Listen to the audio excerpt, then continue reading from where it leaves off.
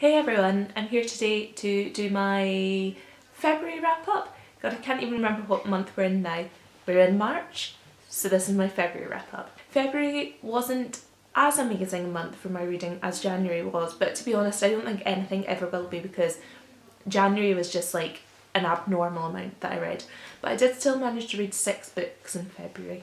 February was LGBT History Month, so I decided to try and centre some of my reading around that. The first book that I read was Out There, which is a collection of LGBT fiction and poetry by Scottish writers. Now, as an LGBT Scottish person, this obviously really appealed to me, and there was like such a good mix in here. I think in the end I gave it 3 stars because some of it let me down, some of it I felt I was just sort of like ploughing through to get to something better, but a lot of that I really enjoyed. And there was a good mix of writers, of like sort of more established writers and newer ones as well. Like there's some really well known ones like Carol Ann Duffy, Jackie Kay, Val McDermid, Ali Smith, Louise Welsh, but there's also more sort of writers who are still breaking in. They've maybe published a few books but they're not like household names in Scotland yet. So there's people like Christie Logan, Jenny Fagan. I really liked that it covered a whole range of LGBT issues. It wasn't just lesbian and gay, which I feel like is something that they fall into a trap of quite a lot, and it's not fair representation of, you know, what all those letters encompass. So I was really happy to see some bi characters in this, and also a lot of trans characters. Not necessarily trans characters, but there was real life accounts from writers in here who are trans, which I thought was really interesting. The next book that I read for LGBT History Month was one that I picked up in Topping that is in my February book haul, and that is Kitchen by Banana Yoshimoto. I've wanted to read this for a really long time. I don't know why I didn't pick it up before now, but I am really glad I read it. It was a nice quick read. I thought it really packed a punch. I really enjoyed it. There's just something about Japanese fiction that just I really love. Japanese writers can make the most mundane everyday activity sound amazing. You know, all the descriptions of when she's just like walking along the street or standing on a bridge or making food. Like, I just absolutely loved every little thing about it. This edition actually has another short story in the back called Moonlight Shadow, which I enjoyed just as much, if not more, than Kitchen itself. So I would really recommend, if you're going to pick up this book, that you get this edition because it's so worth it for the second story. The non-fiction book that I read this month was actually carried over from January, but that is The Life-Changing Magic of Not Giving a Fuck by Sarah Knight.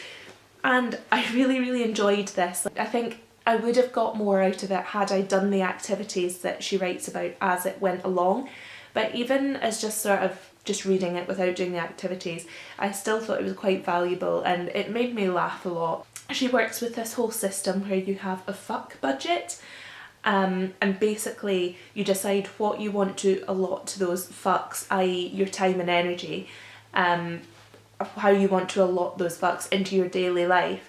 So you can write a list of everything that you have to do and decide, you know, what do you actually care about, what are you wasting your time and energy on, and you can make a budget.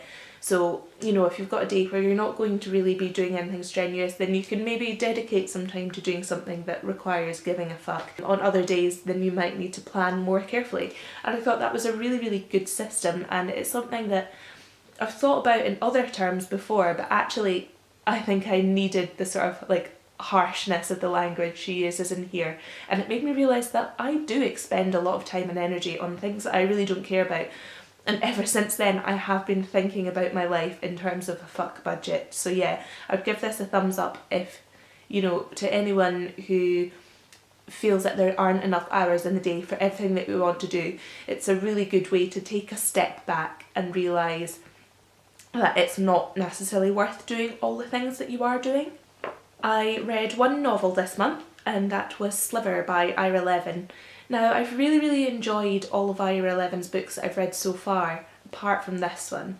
I enjoyed Rosemary's Baby, I enjoyed The Stepford Wives, but this one I just found was a bit of a letdown. I mean, sure, there was moments where I enjoyed it and it was quite suspenseful, but on the whole I just felt like it plodded on for too long, and you could see the twist coming from a mile away. Basically, you find out what the twist is halfway through the book, and after that it's just kind of plodding on and going downhill. And I think it would have been much better had Ira Levin sort of saved it up for more towards the end, and the rest of it was more built on, you know, suspense and everything, rather than a bit of lead up to that and then suddenly there's this plot twist, and then you're stuck with like 100 pages after that of thinking, well, what's the point in the rest of this story? I can't remember if I gave this 2 stars or 3 stars. I think I might have given it 2, because 3 stars are generally reserved for books where I'm like, yeah, that was good, but it didn't necessarily blow me away. It was just a nice way to pass the time. Whereas this one, I was kind of like, I just really wanted to finish it because it was just really, really frustrating. And it did have some redeeming moments, but not enough for me to like it that much. Definitely not as much as I enjoyed Rosemary's Baby or The Stepford Wives, which were both on my top books list for the years when I read them. I read one graphic novel this month, and that was Ghost World by Daniel Close, and I was really disappointed in this. This is another 2-star read for me. I think I had heard some negative things about it already, mainly from people who had seen the film and said that it didn't compare. And I've seen the film quite a few times. I first saw it sort of maybe about halfway through high school, and the film has really stayed with me. I mean, it's not like the best film I've ever seen, but you know, it still has a place in my heart for, you know, reasons that I won't go into. But this was just nothing like that, and I know that you can appreciate the film and the book on a different level, but there was just no plot to this. Like, I don't understand how they managed to spin it out into a fully fleshed out, developed plot in the film, because one of the main characters in the film basically makes like a couple of cameo appearances in the graphic novel, and other than that he's just not mentioned. And really that was what was interesting in the film, was watching the relationship between this older man, the character that I'm talking about, and this young girl unfolding, and there was just absolutely none of that in the graphic novel. It was just these 2 pretentious teenagers hanging around, and it's just their conversations. That's basically all this book is their conversations. You know, pulling pranks on people, saying pretentious things, bitching about people, and I just thought it got so old. Like, I didn't have time for it. I would much prefer there was a more substantial plot to it. And I'm not necessarily a big fan of books which are too plot heavy and focused on action and moving on all the time, like bam bam bam. I do really like sort of character studies and fleshed out character development, but in this case I didn't even feel like I got to know the characters that well. They just felt like sort of carbon copies of each other, really, really pretentious hipsters with no plot. Final book that I read this month was a short story collection, and that was Revenge by Yoko Ogawa, which I don't have with me because I borrowed it from the library. And I would definitely say that was my favourite book that I read this month, if not one of my favourite books that I've read this year so far. I didn't actually realise it was a short story collection until I started reading it. For some reason I went into it thinking that it was a novel, but I was kind of in the mood for a short story collection, so I was really, really pleasantly surprised when it was. And it was such a quick read because you wanted to devour the stories. Like, they were so well written, so descriptive, like you could just feel like you were there. And I really like the fact that every story linked to the next, like not even explicitly, but you know, there's a death in one, someone got killed, like murdered, then in the next short story it would be mentioned in passing, like the character was reading the newspaper and they saw that this had happened.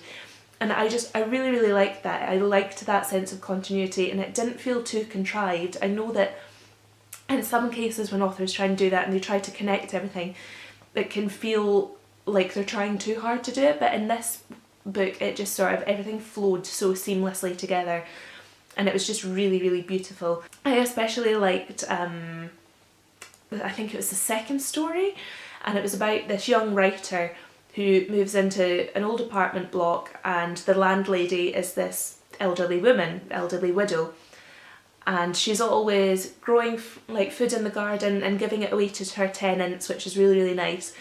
And then one day she finds a carrot in the shape of a hand, and it is a bit suspicious, and I won't tell you what happens from there because spoilers, but it was really, really cool. And every story is so dark and so macabre. I just really like that kind of thing. I'm a big fan of horror and sort of creepy stories and things, and this was just a perfect blend of creepiness and beautiful prose, just all wound together in a really nicely connected package. So that was everything that I read in February. Unfortunately, you might have noticed that I didn't get around to reading a poetry collection. I did actually start a poetry collection on the last day of February, but other things got in the way, so I didn't actually finish it until a few days ago. So you'll see that in my March wrap up, and maybe I'll read another poetry collection this month just to compensate for that, because I really don't want to fall behind on my reading goals, and I think I've done well other than that. So I will love you and leave you there. Let me know if you're interested in reading any of these books in the comment box down below, or if you have any recommendations for me based on these books. I'll see you next time. Bye!